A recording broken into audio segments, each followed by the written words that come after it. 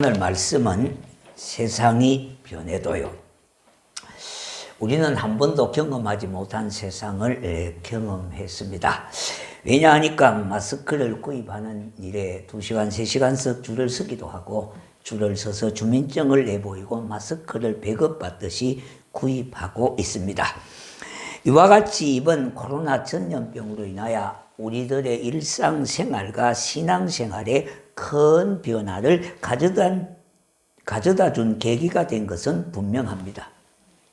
이러한 예측에 대해서 카이스트 대학 경영학 교수인 이병태 교수의 논문집이 우리에게 많은 공감을 가져다 주고 있습니다. 미래의 개인과 사회와 산업의 변화를 예측하는 14가지 요소에 대한 글이 우리에게 많은 감명도 주고 많은 사람들에게 눈길을 가고 있습니다. 앞으로 우리 사회는 이러한 방향으로 빠르게 재편될 것을 예측하는 내용인데 그 중에 다소 좀 중복되는 부분이 있어서 이것을 10가지로 정리해 보겠습니다. 첫 번째는요, 더 이생적인 생활을 위하여 개인 이생생활 용품 산업이 발달할 것이다. 물론 우리가 손 세정제요, 또 이렇게 안면 보호대, 마스크에 이렇고 또 소독제 이런 것들 산업이 발달할 것이다. 그리고 두 번째는 디지털 경제의 사회적 수요가 대폭 늘어나게 될 것이다. 무인 자동화 시스템, 스마트 행정의 확대로 인하여 편리한 것만큼 고용이 급속도로 감소될 것이다. 세 번째는 유통은 빠른 속도로 오프라인에서 온라인으로 재편될 것이라는 것을 말하면서 앞으로 모든 것은 인터넷 주문과 가정에서 모든 것을 자동으로 결제하는 시대로 갈 것이다. 그래서 은행, 점포, 백화점, 대형마트가 쇠퇴할 것이다. 네 번째는요, 정치에 대한 불신이 깊어 이념간의 쟁점화가 더 심화될 것이고 갈등은 첨예하게 대립될 것이다. 보수와 진보의 대결, 이념과 사상의 대결은 더 치열하게 전개될 것이라고 보았습니다. 다섯 번째는 정부에 대한 무능함과 정치인에 대한 불신이 극에 달해서 시민 저항 의식이 더 늘어나게 될 것이다. 이번 21대 총선은 정치 지형을 바꾼 선거였습니다. 어떻게 보면요, 주류가 비주류가 되고 비주류가 주류가 되는 그런 형태로 변하게 되어졌습니다. 여섯 번째는요, 배달 중심의 음식 문화의 형태로 전환될 것이다.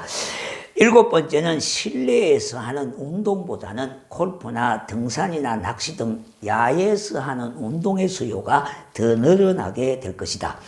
여덟 번째는요, 대중교통의 이용이 감소되고 자가운전자가 많아져서 교통체증은 더 심화될 것이다.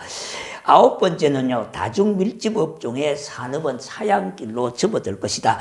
대형 음식점요, 밀폐된 공간의 PC방, 오락실, 노래방, 대중사우나 시설은 이제 앞으로 쇠퇴될 것이라고 내다보았습니다. 그런데 우리 신앙인으로 더욱 눈여겨보아야 하는 것이 10번째입니다. 대형교회의 몰락과 탈종교화와 탈신앙화는 가속화될 것이라는 점입니다. 이와 같은 일들은 이미 진행되고 있는 일이지만은 이번 코로나 사태로 인하여 우리가 어느 정도 학습의 효과가 있기 때문에 그 속도가 점점 빨라질 것이라는 점에 더욱 유의해야 할 것입니다.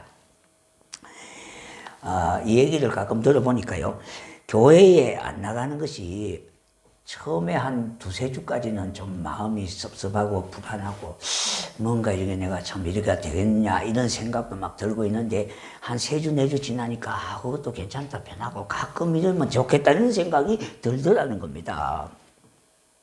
예. 그러니까 이미 우리가 학습이 되어졌기 때문에 우리가 조금만 있으면 교회에 나가는 것은 이미 뒷전으로 밀려나게 될 수도 있다는 것입니다. 교회도 사람들이 모이는 곳이기 때문에 이러한 현상들이 이미 진행되고 있습니다. 이와 같이 세상은 많이 변했습니다. 세상만 변한 것이 아니라 우리들도 많이 변했다는 겁니다. 우리의 가치관도 그에 따라 변했던 겁니다. 물론 변한 것이 그저 나쁘고 옳고의 문제가 아니에요. 어떤 거는 변해야 되잖아요. 그러나 어떤 거는 변하지 말아야 되잖아요. 그렇기 때문에 변하고 안 변하고의 문제가 옳고 그름의 문제가 아니라 세상도 변했지만은 우리의 마음과 의식도 그만큼 변했다는 겁니다. 예전에 주일이나 신앙에 대해서 그날을 구별하고 믿음을 지키기 위하여 그렇게 노력했던 믿음의 선배들의 모습이 아직도 선명한데 흘러간 30-40년의 세월은 우리의 신앙의 형태를 많이 바꾸어 놓았습니다. 우리의 생활 양식이 다변화되어지고 늘 쫓기는 삶으로 갈 곳은 많고 삶의 무게가 가중되다 보니 우선 바쁜 것이 먼저요. 눈에 보이는 것이 전부가 되어 교회는 뒤로 밀려나게 되었습니다. 그러므로 교회가 하나님의 신령한 공동체라는 의식이 희박해졌습니다. 한 지체라는 의식도 많이 없어져서 구역도 기관도 소속감이 떨어지고 있는 것은 실정입니다. 이는 교회에 대한 바른 이해가 부족함에서 오는 것입니다. 그러므로 소위 말해서 안나가 신자들, 이 안나가를 거꾸로 말하면 일명 가난 신자라고 하는데 가난 땅에 들어가는 신자가 아닙니다. 오해하지 마셔야 돼요. 안나가 신자를 거꾸로 하니까 가난이 되는 거예요. 그러니까 자기는 이미 가난 땅에 갔다고 착각하는데 아니죠. 여기에 대해서 우리 주님이 미리 말씀하신 것이 오늘 본문 25절의 말씀인 겁니다. 우리 다시 같이 한번 찾아 읽어볼까요? 시작해요. 같이 읽어보겠습니다. 모이기를 패하는 어떤 사람들의 습관과 같이 하지 말고 오직 그나여 그날이 가까움을 볼수록 더욱 그리하자. 우리가 사람들의 습관이 중요하고 무섭다고 그렇게 말을 하지 않습니까? 신앙도 일종의 습관입니다. 바로 거룩한 영적 습관이 되는 겁니다. 우리 예수님도 습관을 따라 새벽 미명에 기도하러 올라가셨다는 말씀이 있습니다. 우리가 신약 성경에 보면은 이 공간복음 3복음서에 나오는 기록인데요. 그 중에 누가복음 22장 39절에 예수께서 나가사 습관을 따라 감람산에 가시며 제자들도 따라갔다고 했습니다. 이와 같이 신앙의 행위는 거룩한 습관인 것은 분명한 것입니다. 예를 든다면 새벽기도나 신앙의 행위는 자연스레 몸이 따라가야 하는 거예요. 억지로 되는 게 아니에요. 밤에 잠자리에 들 때에 스스로에게 약속하고 다짐해서 새벽에는 꼭 일어나리라 구호를 외치고 마음의 다짐을 하고 했지만은 육신이 약해서 스스로 포기하는 경우가 다반사 있지 않습니까? 생각도 하고 마음도 있었지만은 정작 새벽에 일어나려고 하니 몸이 말이 듣지 않아서 그 입을 덮게도 이기지 못하는 연약한 존재가 바로 우리 인간이라고 하는 것을 몸소 우리는 경험하고 있지 않습니까? 그러므로 더욱 새벽 기도는 자연스럽게 되어져야 되는 거예요. 그래야 지속 가능하게 되어지고 기도 생활이 이루어지게 되는 겁니다. 제대로요. 이 세상 문화가 가져다 두는 생각과 의식들이 이러한 방향으로 이미 기울어졌습니다. 사람의 몸이 얼마나 간사한가 하면요. 앉으면 기대고 싶고요. 기대면 눕고 싶고 누우면 자고 싶고 이것이 우리 사람의 습성이에요. 성경은 그날이 가까우면 가까이 올수록 믿음 안에서 서로를 위하여 기도하고 신앙의 흔들림이 없이 굳게 잡고 더욱 힘쓰라고 말씀하고 있는 겁니다. 이는 이 세상은 영원히 지속됨이 아니라 끝나는 때가 되는 우리 주님이 다시 오심이 가까우면 가까울수록 더욱 그리하자. 그렇게 성경은 우리에게 권면하고 있다 이 말입니다. 이 세상은 다변화됨으로 인하여 절대 가치가 인정하지 않는 시대에 돌입했습니다. 그래서 상대적 가치가 그만큼 상승되었습니다. 세상은 민주화되어지고 일반화되다 보니까 이러한 것들은 허물어지게 되어진 겁니다. 그 대표적인 것이 우리 가정에서 부모의 존재에 대한 영향력이 예전에 비해서 현저하게 떨어졌습니다. 마지막 말세가 되면은요, 자녀가 부모를 거역하는 시대가 되어지는 거예요. 이 거역이라고 하는 말은 어떤 것이냐 하면은 대놓고 악한 행위를 행한다는 거예요. 이런 시대가 마지막 때에 도래한다는 겁니다. 그러니까 우리가 주 안에서 자녀들이 순종하는 것이 얼마나 중요한지 몰라요. 주 안에서 자녀들이 순종한다고 하는 것은 하나님 말씀 안에서 순종하는 거예요. 예. 뭐 잘해주고 하는 것이 문제가 아니에요. 예. 여러분 자녀들이 뭐 잘해주고 뭐 용돈 주고 이게 중요한 게 아니란 말인 거예요. 하나님 말씀 안에서 순종하는 이것이 복되다는 그런 말씀을 하고 있는 거예요. 우리가 보십시오. 학교의 교사들도요. 내 동생이 교장인데요. 이 교장도 참 옛날 교장 같지만 참 괜찮잖아요. 그런데 지금 굉장히 힘들대요. 왜? 왜냐 하니까 이거 뭐 교권이 추락한 시대에 대해졌고요. 교권 자체를 인정하지 않는 시대에 들어졌어요. 그러니까 수평적으로 모든 것이 수평적인 관계가 되어졌다 이 말입니다. 그러니까 물론 뭐 좋은 점도 있습니다만도 그와 같이 수직의 근위가 이미 추락이 돼버리고 떨어졌습니다. 요새는 대통령도 거의 막 삿대질하면서 욕하는 시대가 되어졌습니다. 옛날 같으면 상상도 할 수가 없는 일입니다. 교회 목회자도 마찬가지입니다. 요새는 목사도 뭡니까? 앞에서 목사하면 손가락질 하는 사람이 있어요. 그런데 여러분 스님한테 서서 이럽니까? 그 진짜 우리가 문제예요. 중보고 뭡니까? 이 서서 이를 않잖아요. 스님이라 그러잖아요. 예. 그러면 당연히 목사님을 기본적인 예를 갖춰야 되는데 요새는 그냥 목사 하는 게 일반화로 그냥 입에 빨면 안 돼요. 예. 여러분들이 진짜 뭡니까? 말을 통해서 존중할 때 마음이 당겨지게 되어지는 거예요. 예. 그렇기 때문에 이 세상의 구조가 수직적인 관계에서 수평적인 관계로 형성되고 있어요. 그러다 보니까 절대 진리가 부정되어지고 절대자를 인정하지 않는 현상들이 바로 창조주 하나님께 대한 신앙심의 붕괴로 이어지게 되는 겁니다. 예전에는 믿음의 사람들이 주의를 지키고 신앙의 지조를 빼앗기지 않기 위하여 때로는 옥에도 가고 배고픔도 당하고 매도 맞고 목베임을 당하고 다니엘과 세 친구들은 사자굴에도 가고 불뭇불에 던져지기도 했습니다. 한마디로 일사각오의 신앙이었습니다. 이들은 하나같이 하나님의 말씀이라면 목숨 걸고 지키는 것으로 믿음을 나타낸 겁니다. 그러나 오늘의 시각으로 보면은 이들의 행위가 옳은가? 사람이 먼저다. 예, 이 종말이에요. 왜냐? 사람이 먼저고 사람이 살아야 신앙도 있고 믿음도 있는 것이지. 그렇게 죽을 것이라면은 그의 신앙은 잘못이다라고 매도하는 시대가 되어버렸습니다. 그러나 히브리서에 보니까 믿음의 사람들은 자신의 믿음을 그렇게 표현했습니다. 그 신앙의 선진들의 믿음의 표현이 히브리서 11장 1절에서 32절까지의 15명의 믿음의 선진들의 신앙의 고백들이 나와 있습니다.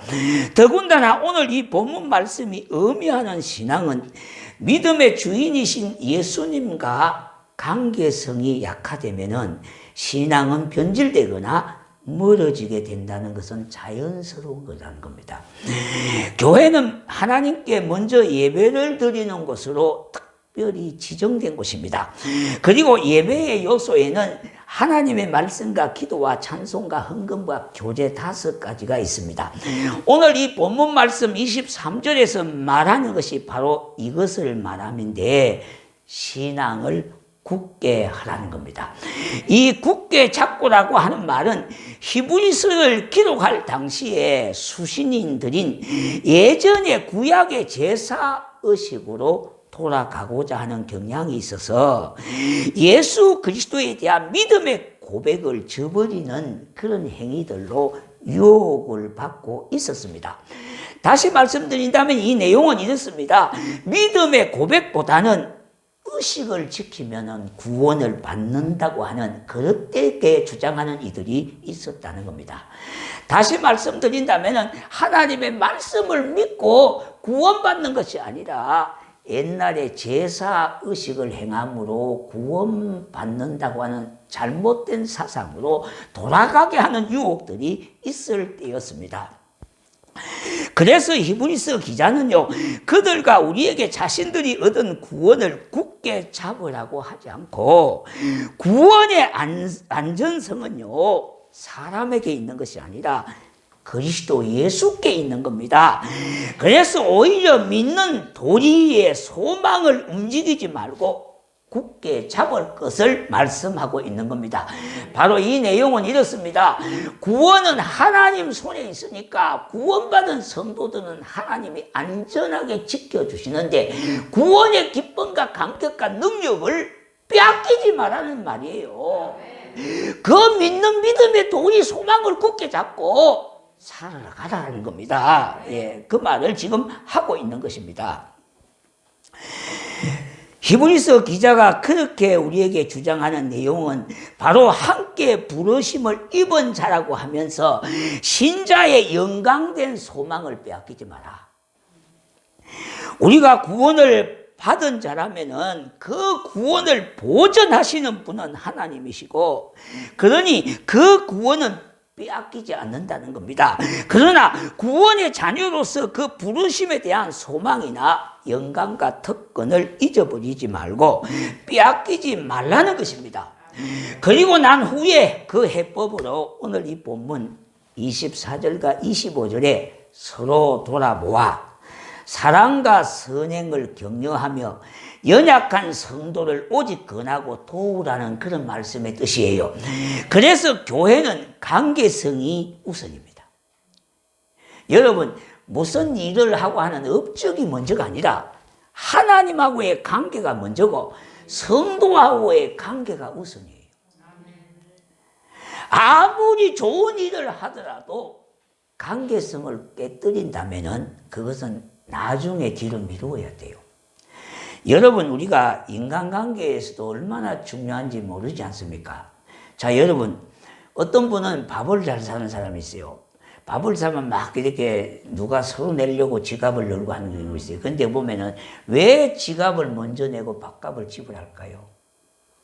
지갑이 넉넉해서 그런 게 아니라 저 사람하고 나하고의 관계를 소중하게 여기기 때문에 내가 지갑을 열고 밥값을 계산하는 거예요. 꼭 돈이 많아서 밥값을 내는 것이 아니라 그 돈보다 더 소중한 것은 나와 당신의 관계의 관계성이라 이 말입니다. 우리가 어떤 일을 하고 하는 것이 중요한 게 아니에요. 교회예요. 하나님하고의 관계를 먼저 소중하게 여기고 성도의 관계성을 소중하게 여겨야 돼요. 이게 먼저라는 겁니다. 성도는 바로 교회에서 교제를 통하여 신앙을 나누고 세우는 겁니다. 그러므로 성도는 우선 모이는 것을 부지런하게 모여야 돼요. 모여야 제대로 예배를 드리고 모여야 성도의 교제가 이루어질 게 아닙니까? 교회의 공동체는 예수 그리스도를 중심에서 하나로 연결되어 있는 지체라고 하는 사실을 잊지 말아야 하겠습니다. 아무리 믿음의 사람이라도 떨어져 있거나 공동체의 일원으로 성도의 순전한 교제가 없다면 그 믿음은 금방 식어지고 멀어지고 희미해진다는 겁니다. 왜냐하니까 연결된 고리가 약해지니 떨어져 나갈 수밖에 없다는 겁니다. 한 청년이 무디 목사님을 찾아왔습니다. 그래서 목사님 상담을 했으면 좋겠다고 했습니다. 그래서 무슨 말이냐고 그렇게 입을 열라고 했습니다. 목사님, 저는 교회 나가는 것이 굉장히 부담스러워요. 왜? 다른 사람하고도 함께 어울리기도 그렇고 함께 한다는 자체가 많이 불편하기 때문에 내가 혼자서 집에서 성경 읽고 기도하고 그렇게 하면 되지 않겠느냐고 그렇게 물었어요. 그 물음에 무디 목사님은 아무 말씀도 하지 아니하고 침묵하시다가 난로 앞에 있던, 서양은 보면은 그 거실 안에 난로가 있지 않습니까? 네. 자, 그래서 거기에 부젓가락으로 장작을 막 흩어 놓으니까 그 활날 타던 장작불이 조금 지나니까 하나 둘씩 꺼지기 시작했습니다. 자, 그러다 보니까 금방 난로불이 거의 꺼지다 보니까 방 안 공기가 싸늘해지게 됐습니다. 여복의 청년, 지금 조금 전에는 온 집안이 훈훈했었는데 지금은 왜 이렇게 추워졌는지 알겠는가 그렇게 반문을 했습니다. 그거야 목사님께서 장작을 흩어 놓아 불이 꺼졌기 때문에 그렇지 않습니까? 그렇게 했습니다. 그러자 무디 목사님은 청년에게 이렇게 말을 했습니다. 신앙생활도 이와 같다네. 장작이 흩어져 불이 꺼지고 추워지듯이요. 나 홀로 신앙에는 한계가 있다네. 그리스도인들은 교회에 모여 함께 공적 예배를 드리고 성도들과 교제함으로 믿음을 격려하고 은혜의 나눔을 통하여 성령의 불이 타오르는 거라네. 그렇게 말씀했습니다. 서로 우리가 뜨겁게 사랑하면은 좋은 일이 있으리라, 많이 있으리라 말씀하지 않았습니까? 자, 우리가 온라인 예배나 유튜브 영상 예배의 최대의 단점이 무엇인 줄 아십니까? 공동체 의식을 의식할 수가 없다는 겁니다. 그래서 많은 분들이 예배당 예배가 그립다고 그렇게 우리 성도들도 말을 하는 것을 보게 됩니다. 그것은 다른 것이 아니라 공동체가 그립다는 겁니다. 성도와 목회자 간의 영적인 스킨십이 신앙의 중요한 것을 알게 된 것입니다. 이 교제는요, 성도와 성도끼리 대화와 사귐의 성도 간의 교제도 있지만은 그것보다 먼저 하나님이 계신 성소에서 그분과 교제하는 기도로 사귐을 가지는 교제, 이 두 가지를 통하여 신앙 안에서 우리 성도끼리 순전한 교제를 나누는 것입니다. 교회는 경우에 따라서는 이제 막 시작하는 신앙의 사람들도 있고요, 오래 믿은 경륜을 가진 분들도 함께하는 것이 교회입니다. 이 모두가 한 가지 소망 안에서 우리 주님으로부터 부름을 받았으니 신앙은 혼자 하는 것이 아니라 듀엣으로 하는 겁니다. 각각 독창으로 하는 것이 아니라 중창으로 하나됨을 이루는 겁니다. 제가 오늘의 이만한 신앙을 가지고 목사로서 여기에 설 수 있는 것은 성도 여러분들의 기도와 가족들의 보듬어 준 것으로 인하여 오늘이 있었던 것과 같이요, 여러분들도 마찬가지입니다. 장로님으로, 안수집사님으로, 권사님으로, 집사님으로 서게 된 것은 여러분 신앙의 개개인의 깊은 신앙심으로 된 부분도 있지만은 저를 비롯하여 여러 지체 성도들의 기도와 보듬어주고 신뢰함으로 인하여 오늘의 여러분들이 있게 된 것은 이 사실 하나만은 꼭 잊지 말아야 합니다. 그러므로 마지막이 가까우면 가까울수록 우리 예수님께 마음과 생각을 집중하는 데에 최선을 다하는 몸부림이 있어야 하겠습니다. 빌립보서 2장 5절에 보니 너희 안에 이 마음을 품으라 곧 그리스도 예수의 마음이니, 고린도전서 1장 10절에 형제들아 내가 우리 주 예수 그리스도의 이름으로 너희를 권하노니 모두가 같은 말을 하고 너희 가운데 분쟁이 없이 같은 마음과 같은 뜻으로 온전히 합하라 그랬습니다. 교회는 내 주 예수님께서 우리가 50두 모이지 않습니까? 이것은 성령 안에서 하나됨을 연습하는 기회입니다. 연습. 그래서 날마다 연습을 하셔야 돼요. 그러므로 이 땅에 살 때에 더욱 힘을 써야 하겠습니다. 사도행전 2장 46절 47절 날마다 마음을 같이하여 성전에 모이기를 힘쓰고 집에서 떡을 떼며 기쁨과 순전한 마음으로 음식을 먹고 하나님을 찬미하며 또 온 백성에게 칭송을 받는 사람을 날마다 더하게 하시느니라 했습니다. 초대교회 성도들은 성도 간의 따뜻한 소통으로 성령의 역사하심과 충만함을 지속하게 되어졌는데 그것이 바로 성도들의 순전함의 교제입니다. 우리 서로를 돌아보아서 믿음을 격려하고요, 보듬어주고 위로와 소망을 가지게 할 때에 믿음의 진보가 있게 되고요, 흔들림 없는 굳건한 신앙으로 세워질 수가 있는 것입니다. 우리가 혼자서 신앙생활을 할 수 없고 제대로 할 수 없는 이유가 몇 가지 있습니다. 첫 번째는요, 우리는 믿는 순간부터 예수의 피로 주와 하나가 됐습니다. 한 몸 이룬 지체가 되어졌으니 나눌 수가 없습니다. 두 번째는요, 이 세상의 유혹과 악의 세력이 너무 강하기 때문에 그래요. 이 세상 험하고 나 비록 약하나 늘 기도 힘쓰니까 큰 권능 얻겠나 그랬어요. 세 번째는 중보 기도의 특권을 누리기 위해서예요. 서로가 서로를 위하여 기도해 줄 수 있고 기도를 받을 수 있다는 것이 얼마나 큰 은혜가 되고 복이 되고 큰 힘이 되는 줄 모르는 겁니다. 누군가가 나를 위하여 기도하네, 그것이 바로 교회 안에서 이루어질 수가 있다는 거예요. 네 번째는요, 이끌어줄 멘토가 필요하기 때문에 그래요. 신앙은 나를 인도해주는 스승과 도움을 주는 자가 있어야 하는 겁니다. 그래서 교회가 있고 성도 여러분들이 있는 겁니다. 건물이 서로 연결되어 지어가듯이요, 우리의 신앙도 이렇게 세워져 가는 겁니다. 그러므로 신앙은 혼자 하는 것이 아니라 우리 모두가 함께 한다는 사실을 명심하는 성도가 되어지시기를 주의 이름으로 축복합니다.